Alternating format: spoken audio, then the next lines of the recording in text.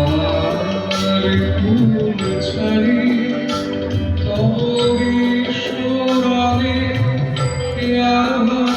আমি অকুলে দিয়েছি বাড়ি।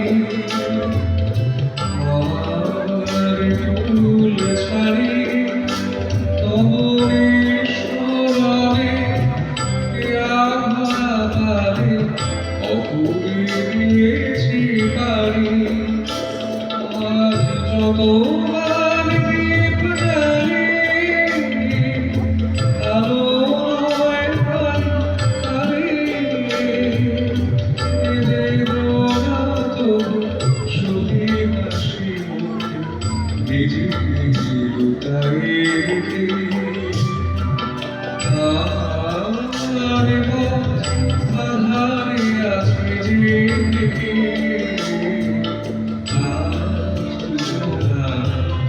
দুটি পথ দুটি পেশি গেছে রেখে। দুটি পথ দুটি দিকে গেছে রেখে।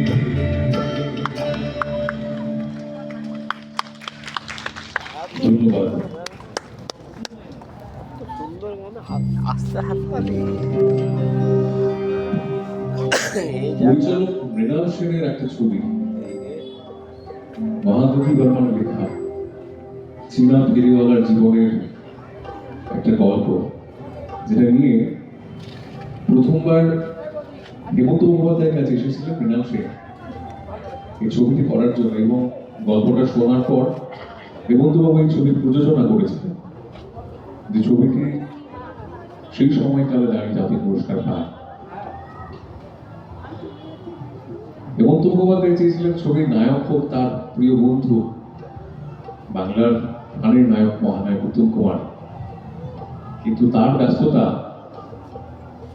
বাঙালিকে আরেক নায়ক উপহার দিয়েছিলেন শ্রদ্ধেয় কালী বন্দ্যোপাধ্যায়, যে ছবিটি মহানায়ক করতে পারেননি। এবং বলা হয় যারা সেই সময়কালের ছবি গবেষণা করেন বলেন যে এই ছবির থেকে হেমন্ত মুখোপাধ্যায় এবং উত্তম কুমারের মধ্যে বন্ধুত্বের মধ্যে খানিকটা দূরত্ব তৈরি হয়। যদিও সেটা আমাদের আলোচ্য বিষয় নয়, বিষয়টা এই ছবিতে হেমন্ত মুখোপাধ্যায় নিজের সুরে একটি গান গেয়েছিলেন, যে ছবির গানের কথাগুলো লিখেছিলেন গৌরী প্রসন্ন মজুমদার। জীবনের গান, জীবনের ভাঙা গড়া গান। ও দিনে